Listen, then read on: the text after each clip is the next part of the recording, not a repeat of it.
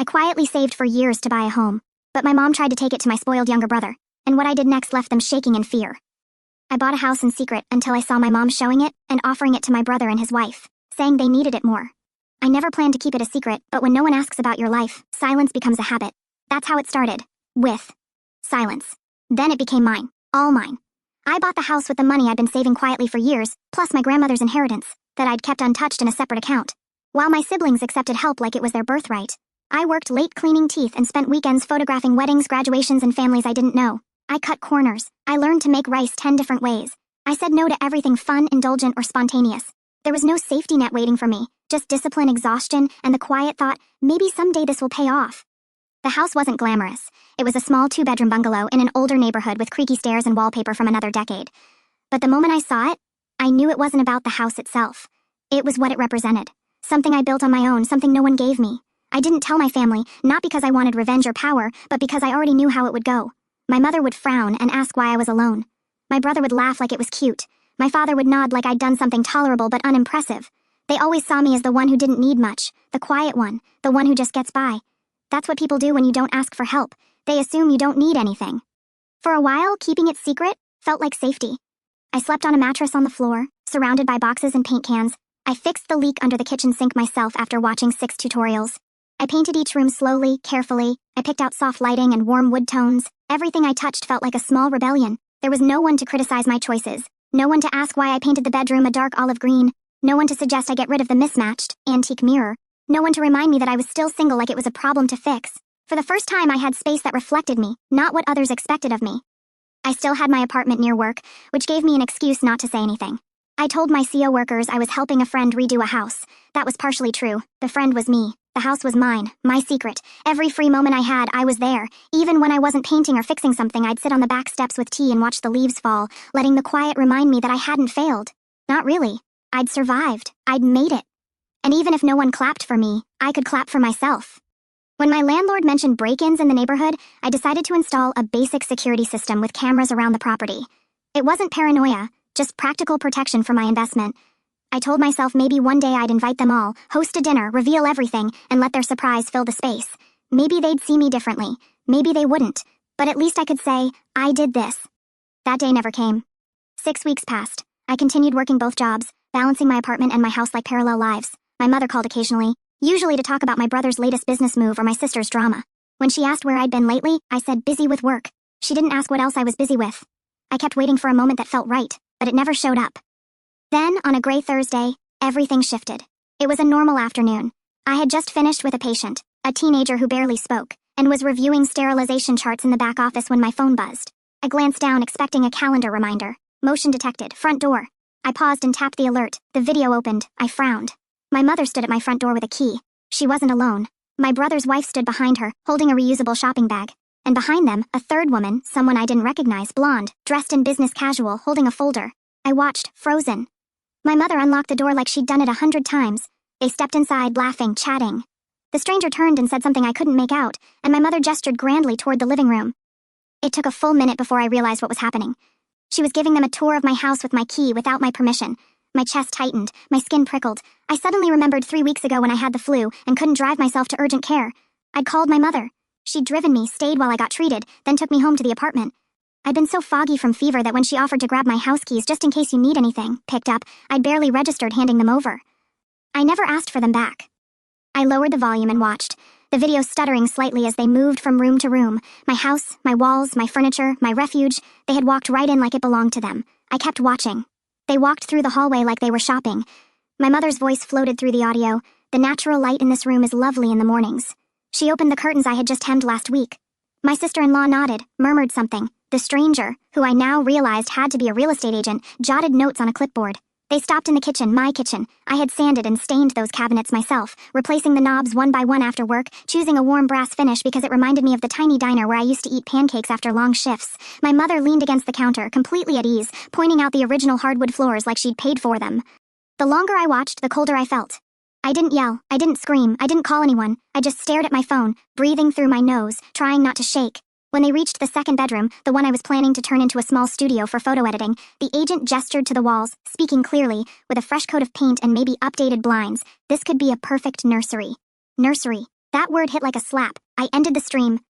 My hand stayed clenched around the phone long after the screen went dark. Back in the clinic, the fluorescent lights buzzed. Someone called my name from the front desk. I didn't answer. I was sitting upright, perfectly still, but everything inside me had tipped sideways. I told my boss I had a migraine. I don't know how I made it to the parking lot without crumbling. I sat in my car, engine off, fists resting against the steering wheel, feeling the kind of stillness that comes right before a storm. Not the dramatic, cinematic rage I thought betrayal would look like, just a quiet devastation. They didn't even think to ask. Not my mother, not my brother, not his wife. The idea that someone had entered my space, that someone had walked across my floors, opened my drawers, breathed in the scent of my soap without permission, made my skin feel foreign. By the time I got there, they were gone. Everything looked exactly as I'd left it, but it didn't feel the same. I stood in the doorway, staring at the worn doormat, wondering how long they'd been planning this. How many times had she intended to come back? Had she been waiting for the right moment to tell me her plan? I went through every room one by one like I was searching for proof. A cushion out of place, a drawer slightly open, a missing glass. Nothing was obviously disturbed, but it all felt touched, violated, like someone had been pretending to be me while I wasn't looking. In the living room, I spotted something on the console by the window, a piece of paper folded neatly in half. I picked it up. It was my mother's handwriting. Slanted, purposeful, written in blue pen on the back of a grocery store receipt. This place is far too big for you. Think about what's really practical. You'll understand one day. No greeting, no signature, no apology, just that. My throat tightened. I stood there with the note in my hand and realized she didn't see it as mine. None of them did. In their eyes, I was just borrowing time, holding on to something until someone more deserving, someone with a husband, maybe a baby, could take over. I slept at my apartment that night, not because it was closer to work, but because I couldn't stomach being inside walls that had been trespassed. The next morning, I skipped my usual shift at the clinic and drove straight to the house. I parked across the street watching. I don't know what I expected. Someone slipping out with a duffel bag, a sign on the lawn. Nothing happened, just silence. I texted my mother only 4 words, "I need my key back." She replied 20 minutes later, "I still have it from when you were sick. You shouldn't be out there alone so much. We're just looking out for you." Looking out for me? I didn't answer. I couldn't. I sat on the floor, legs pulled to my chest, and stared at the blank wall I hadn't decided how to decorate yet. There had been so many moments I'd wanted to share with someone. How proud I felt the first time I fixed a leaky faucet. How warm the kitchen looked at dusk. How soft the bedroom was when it rained. But not like this. Not as a transaction. Not as a gift to be reassigned. Later that evening, I checked the camera history. There was one other entry I hadn't seen, from just 4 days earlier. My mother, alone, walking through with a measuring tape. My home had been a showroom, a secret she used for her own story. Maybe she thought I wouldn't notice, or maybe she counted on me not saying anything, like I always didn't. But I wasn't quiet anymore. I didn't wait long. The next morning, I sat at the kitchen table of my apartment with the note still folded in my pocket. My phone was on speaker. The screen lit up with her name. It rang twice before she answered. "You're up early," she said, her voice light like we were picking a brunch spot. "I saw the camera footage," I said flatly. There was a pause, not long, just enough for her to decide how she'd play it. "Oh," she said. "I figured you might eventually. You used a key I gave you for an emergency. You entered my house without permission. You brought people with you and you left a note, a sigh, the kind that always came right before the guilt trips. You're making this bigger than it is. No, you made it bigger the second you stepped inside. I only went because your brother and his wife are going through a tough time. I thought it might help to see what's out there. And that place, it's lovely, but it's too much for just one person, don't you think?" There it was, the thesis, the sentence that summarized every subtle dismissal I'd swallowed for years. "It's not too much for me," I said. "I bought it. I earned it. I live there."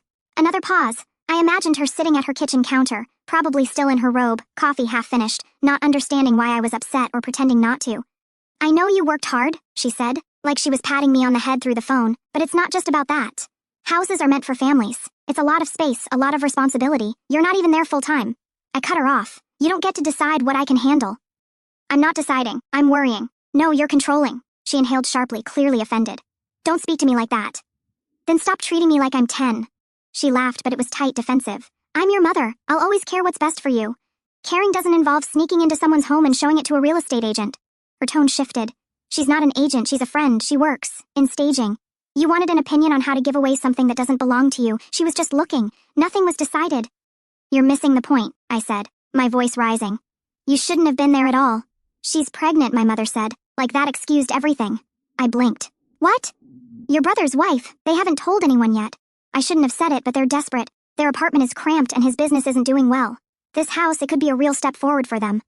I stared at the wall, trying to process the weight of what she just dropped like it was weather talk.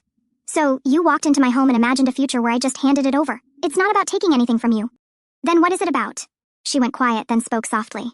"You're alone. You have no partner, no children. You work too much. I thought maybe you'd see that this isn't practical long term, that it doesn't have to be yours forever." I pressed my thumb against the corner of the table, grounding myself. Let me say this clearly, I said. That house is mine. I paid for it. Every nail, every tile, every chipped bit of paint. It is not temporary, it's not transitional, it's not waiting to be handed off to someone you think is more deserving. You're being dramatic. No, I'm being firm. You're throwing away your family over a house. No, I said. You're threatening to throw me away because I finally claimed something of my own. The line went silent for several seconds, then she spoke, low and sharp. You've always been difficult. I almost laughed. No, I've always been quiet. That's different. I hope you can live with this choice. I've been living with your choices my whole life. I think I'll be fine. I hung up before she could reply. My hands were shaking, but I felt strangely calm. The kind of calm that only comes after a storm you didn't start but finished. I expected an explosion afterward. Messages, calls, accusations, but there was nothing. Hours passed, then a day, then two. Not even my brother reached out. For a moment, I wondered if I'd gone too far, if I should have been softer. But then I pictured my mother standing in my hallway with a stranger, smiling like she owned the place, like I was just someone who got in the way. No, that door needed to be closed. This time by me. I booked the locksmith the next morning. There was no hesitation, no second guessing. I didn't even wait for the weekend. I called from the back of the dental clinic during lunch, chewing on a protein bar while holding the phone between my shoulder and cheek. The woman on the line said she could have someone there by noon the next day. I told her I'd take off work. It was the most satisfying call I'd made in months. I arrived early. The locksmith was a man with calloused hands and a voice like gravel. He didn't ask questions, just nodded when I said, "Full change, all exterior locks." I watched him work, standing a few feet away like it was a medical procedure, as if staying close might make it feel more final, more mine. When he handed me the new keys, I held them like something sacred. "Only you with copies?" he asked. "Yes," I said, "only me." That night, I slept at the house again. Mattress on the floor, surrounded by soft shadows and silence. But this time, the quiet didn't feel so vulnerable. It felt earned. I didn't hear from anyone for 4 days. No texts, no voicemails, no awkward apologies disguised as check-ins, just the absence I had apparently triggered by daring to say no. It stung, of course it did. But beneath the sting was something solid. For once, the silence felt like mine. On the 5th day, a car pulled into the driveway. I was in the kitchen unpacking groceries, listening to a podcast about art theft when the notification pinged, motion detected. Driveway. I set down the bag of spinach and walked slowly to the window. It was her. She didn't knock immediately. First, she stood on the porch, staring at the front door like she expected it to open on its own. Her purse was slung over one shoulder, her mouth pinched into that neutral expression she used when she was holding back a lecture. Then she tried the handle. When it didn't budge, her face changed. She knocked once, sharp, then again, louder. I stepped toward the door, heart thumping. I didn't open it. I spoke through the wood. "You don't have a key anymore." A pause. "I figured," she said, her voice flat, unreadable. I waited. "I just wanted to talk." "We're talking." Through the small glass panel beside the door, I saw her shift her weight. She looked smaller somehow, less certain. Maybe it was the barrier, or maybe it was just the first time I'd refused to make it easy. "I know you're angry," she said. "I'm not angry. I'm done being quiet." Another silence. "I only ever wanted to help." "No, you wanted control. That's not fair. It's not up for debate." I could hear her inhale, then speak with that carefully controlled tone she used during PTA meetings and doctor's appointments. "Your brother and his wife are going through something difficult. You don't know the whole picture, and I never will if people keep making choices behind my back." She stepped closer. I watched her hand hover over the doorframe like she wanted to touch it. "I raised you to be practical." "No," I said. "You raised me to be useful, to adapt, to expect less. Practicality was just the excuse." "That's not true. Then why is it so hard for you to let me have something?" She didn't answer. "Why does it bother you that I own this place, that I'm fine without help, that I didn't need permission?" Her voice cracked just slightly. "Because I don't want you to end up alone." I laughed, sharp and dry. "You already made sure I was." I didn't say it to hurt her. I said it because it was true. Every family dinner where my achievements were glossed over, every time someone else's crisis became more important than my progress, every assumption that I didn't need help because I wasn't falling apart loudly enough. She pressed her hand against the door. "You think I don't see you, but I do." Too late. A long beat passed. Then she said, "This is a mistake. You'll regret shutting people out." "No," I said quietly. "What I regret is letting you in." I stepped away from the door. I didn't wait for a reply. A minute later, I heard the car pull out of the driveway. I didn't cry. I didn't shake. I finished putting away the groceries, sat at the kitchen table and let the quiet fill the space again. Only this time, it was protected. It was mine. The silence stretched longer than I thought it would. At first, it felt like peace. I kept waiting for another knock, another voicemail, another demand disguised as concern. But the days passed quietly. No messages from my mother, no unannounced visits, just quiet.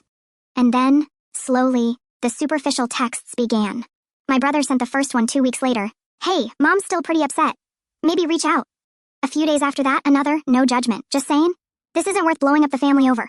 Think about it." I didn't reply. Then my sister chimed in with a screenshot of a casserole she'd made, missing family dinners. "Let's all just move on." Each message was like a pebble thrown at a window I'd just sealed shut. Not enough to break anything, just enough to remind me that they were still outside, waiting for me to come crawling back through the cracks. No one asked how I was. No one said that was wrong of her. No one wondered why I'd felt so cornered. They just wanted me to undo the mess I didn't create. So, I stayed quiet. In the house, I found myself scrubbing baseboards that didn't need scrubbing, reorganizing the kitchen drawers, folding and refolding towels. I replaced the doorbell, installed blackout curtains in the bedroom, ordered frames for photos I'd taken but never printed. I hung them in the hallway. Sunrises, foggy streets, stray cats, images that felt like proof of a life I'd built without applause. Some days, I felt proud. Others, I felt like a stranger in my own skin. Because the truth is, even when you choose distance, it doesn't mean you stop wanting to be chosen. I still woke up thinking I should check my phone for some real message, an acknowledgement, a sign that someone in that house remembered who I was outside of the role I'd always played. But all I got were polite reminders to fall back into line. My days were full. Work at the clinic, editing photos late at night, errands, house projects, but the quiet in between felt sharper now. I'd never been someone who needed a crowd. I liked stillness. But this stillness wasn't soft. It echoed. Sometimes, I caught myself rehearsing conversations out loud, imagining what I'd say if they actually apologized, what I'd say if they didn't, what I'd do if my mother showed up again. I never landed on anything satisfying. One night, after a long day photographing a couple who couldn't stop bickering between poses, I came home and stood in the living room for a long time without turning on the lights. The house was silent, dim, familiar, and for the first time it felt heavy. I sat on the couch and tried to remember the last time I'd laughed with someone in this room. The last time someone sat across from me just to talk. Not to take, not to fix, just to be there. The thought pressed down on me, slow and suffocating. It wasn't that I regretted what I'd done. I didn't. But being right doesn't stop you from feeling alone. That night, I slept with the hallway light on. Just one bulb, a small defiance against the dark. In the morning, I made strong coffee, pulled on a hoodie, and took my camera into the yard. The garden bed was half prepped, soil turned over, but no plants yet. I knelt and started removing weeds by hand, one by one, fingers cold in the morning air. It wasn't about the weeds, it was about taking control of what I could. The house had become my mirror, strong, unfinished, marked by effort, but even mirrors need light to reflect anything at all. I was beginning to realize I couldn't do everything in isolation, not forever, but I didn't want false connection either. If someone was going to step inside this house again, it had to be someone who saw me, not someone who looked past me to imagine what I could be traded for. The texts from my siblings stopped. After I didn't respond for a week, I didn't miss them exactly. I missed what they could have been, what we could have been. If they'd ever truly made space for me to be more than the one who keeps quiet, who makes do, who disappears when convenient. I started sleeping full-time at the house after my lease ended. One night, as I sat on the back step sipping tea, the air turned brisk and sharp. I looked up and watched the sky shift. The moon was nearly full. I whispered into the dark, "You're not crazy for wanting more." It felt strange at first, then steady. I said it again, louder this time, "You're not crazy for wanting more." And for once, the silence that answered didn't hurt. It agreed. She showed up on a Thursday, 3 weeks later, unannounced, holding a grocery bag in one arm and a bottle of red wine in the other. I opened the door, still wearing my cleaning gloves, one AirPod in, music humming faintly in my right ear. I blinked at her. "You didn't text," I said. She raised an eyebrow. "You haven't answered a text in almost a month. I figured you forgot how doors work." I didn't. She held the bag up. I brought food. There was no point arguing. She walked past me like she owned the place, which was the closest thing I had to comfort lately. I closed the door behind her and peeled off the gloves. In the kitchen, she started unpacking. Crackers, soft cheese, grapes, a container of something warm that smelled like roasted garlic. I leaned against the counter, arms crossed, watching her. "So," she said, slicing the foil on the wine bottle, "want to tell me what's going on, or should we eat first and pretend you're totally fine?" "I am fine." She gave me a look. "Please, I've known you since before you knew what concealer was. You're not fine." I sighed, ran a hand through my hair, and grabbed 2 glasses. We sat at the small table by the window, the one I'd sanded and stained myself, the legs still a little uneven. She poured the wine, pushed a napkin toward me, and waited. "I told them," I finally said, "about the house. Sort of."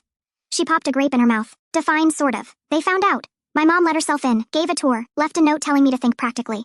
Her eyes widened. "Wait, she came inside? How did she have a key?" "I gave it to her when I was sick last month. Forgot to ask for it back." She set her glass down harder than necessary. "That's insane." "I know, and then what?" I confronted her. She said the house was too much for someone single.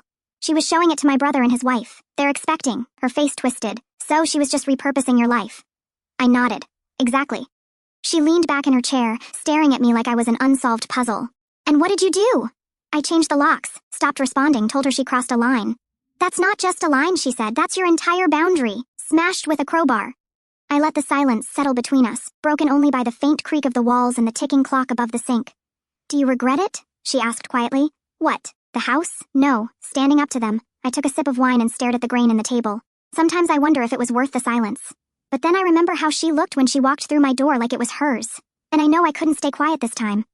She nodded slowly. "You shouldn't have to, but I did for years, and they liked it that way." She tore a piece of bread and dipped it into the container. I get it, really, but is this it?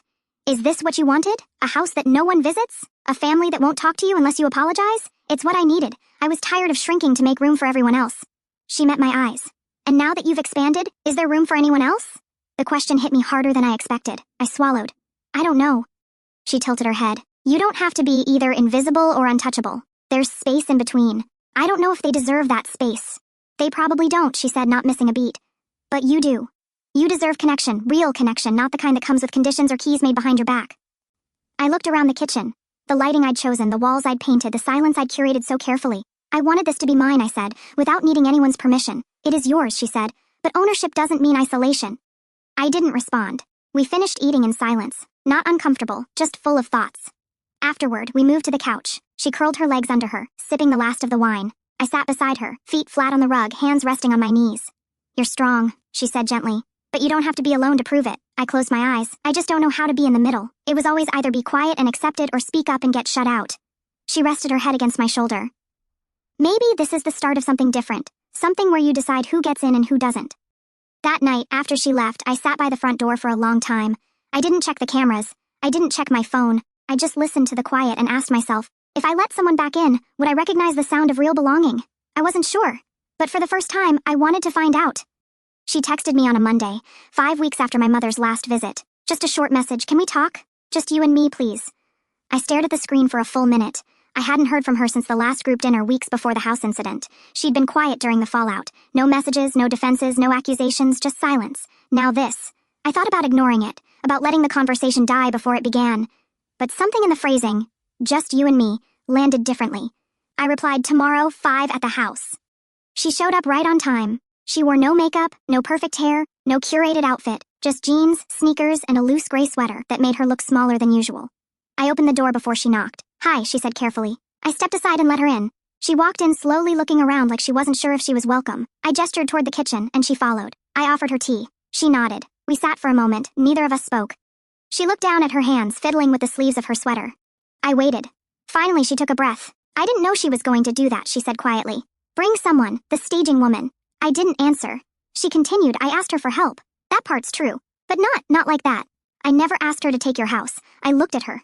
Her face was pale, eyes tired, not performative, just raw. You asked her for help with what? I said. She hesitated, then leaned forward, elbows on the table. We're not doing as well as it looks, she said. Your brother's business isn't stable. He took on some clients that didn't pay out. We've been behind on rent for months. I blinked. She pushed her hair behind one ear. I didn't want to ask anyone. He wouldn't. His pride. Yeah, I said. More bitterly than I intended. That sounds familiar. I thought maybe she could co-sign something or help us refinance.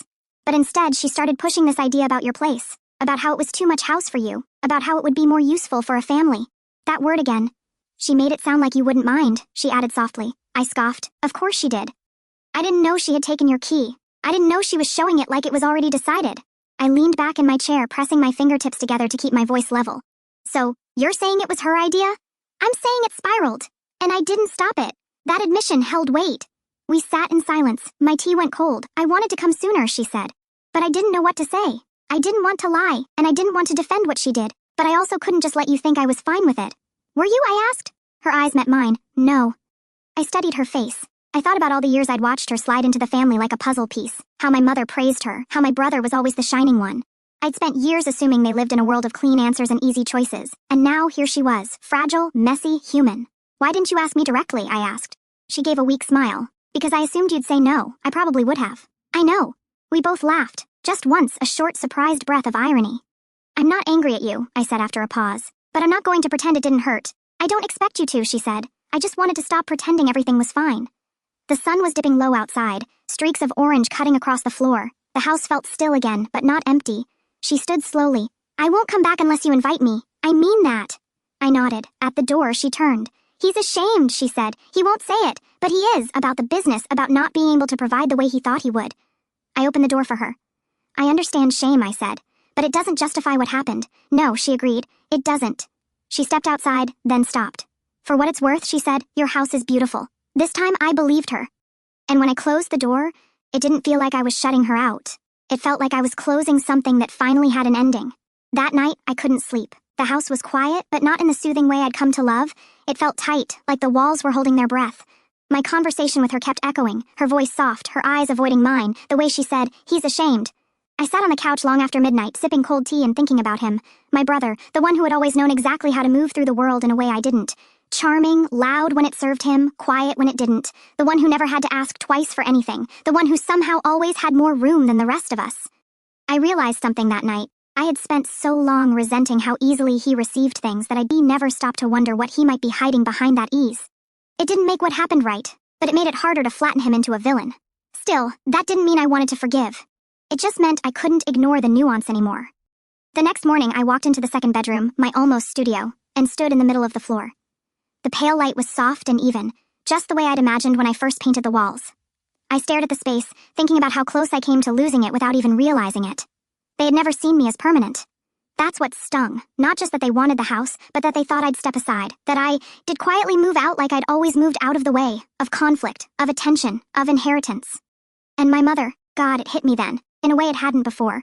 She probably thought she was helping, twisted as it was. She didn't think she was stealing. She thought she was correcting a mistake. A house in my name felt like a misplacement of resources to her. Something unnatural, something to be fixed before it got out of hand.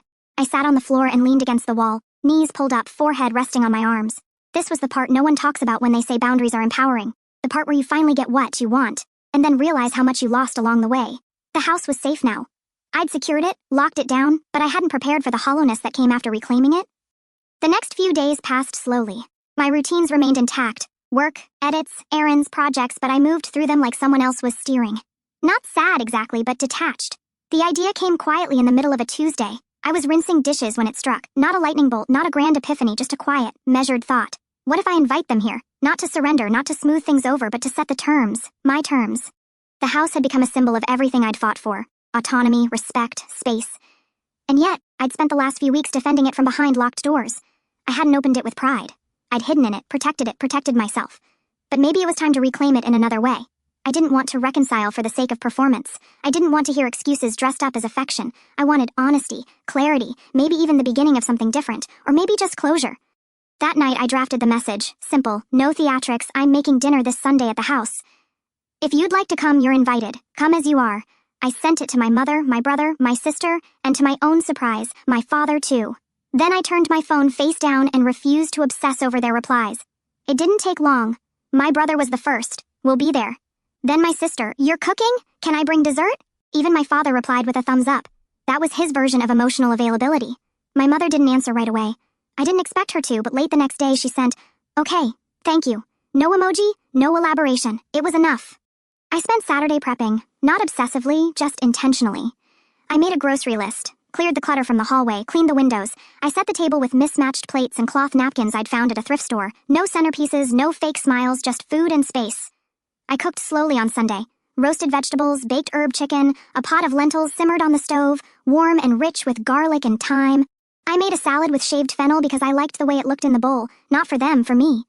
At 5:57, a car pulled up. I took a deep breath and opened the door before they knocked. My brother stepped in first, holding a bottle of wine. His wife followed, glancing around like she hadn't seen the place in daylight. My sister came next, wearing too much perfume and carrying a bakery box with a ribbon. My father came in quietly, hands in his jacket pockets. My mother was last. She hesitated on the threshold. I met her eyes, then stepped aside. "Come in," I said, calm, even. She entered without a word.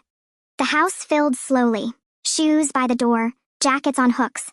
My brother wandered through the living room muttering, "You did all this yourself?" His voice didn't carry the usual edge. My sister ran her fingers along the windowsill and said, "This paint color is perfect." I just nodded.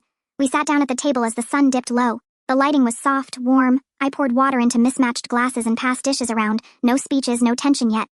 We ate.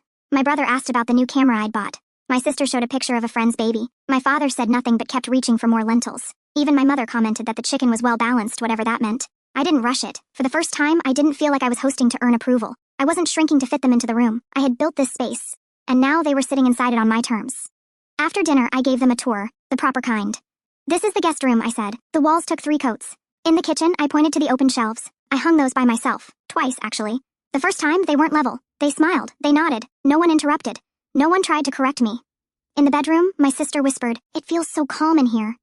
"It is," I said.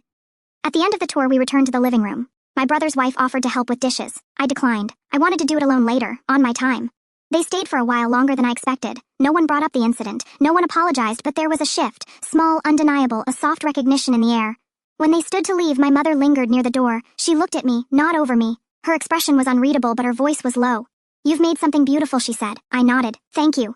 She opened her mouth like she might say more, but then she just squeezed my hand once, lightly, and walked out. I stood at the door for a long moment after it closed. Not because I was unsure, but because I wasn't. They had come, they had seen, and I had remained whole. After everyone left, I cleaned the kitchen slowly, methodically. The dishes clinked softly in the sink. The leftover wine sat open on the counter, catching the last light from the window.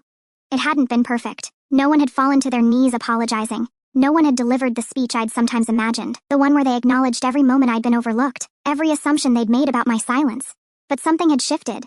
For the first time, they had been guests in my space instead of me being a visitor in theirs. They had asked about my choices instead of questioning them. They had seen what I'd built instead of focusing on what they thought I lacked. It was a beginning. Maybe not the one I dreamed of, but one I could work with. The house felt different afterward. Still mine, but not defensive anymore, like it had exhaled. Over the following weeks, the texts started again, but they were different now. My sister sent a photo of a sunset from her apartment balcony, "Made me think of your dining room lighting." My brother forwarded an article about small business photography trends, "Thought you might find this interesting." Even my mother texted once, "How is the garden coming along?" Small gestures, nothing dramatic, but consistent in a way that felt intentional rather than obligatory. I didn't respond to every message immediately. I wasn't performing gratitude or rushing to rebuild what had been broken, but I didn't ignore them either. I was learning something new, that I could engage without disappearing, that I could set boundaries without building walls, that family could be something I participated in rather than something that happened to me. It would take time, maybe a long time. Trust doesn't rebuild overnight, and patterns that took years to form don't dissolve with a single dinner. But for the first time in my life, I felt like I had a choice in how this story continued, and that choice was mine to make, on my terms, in my house, where I belonged.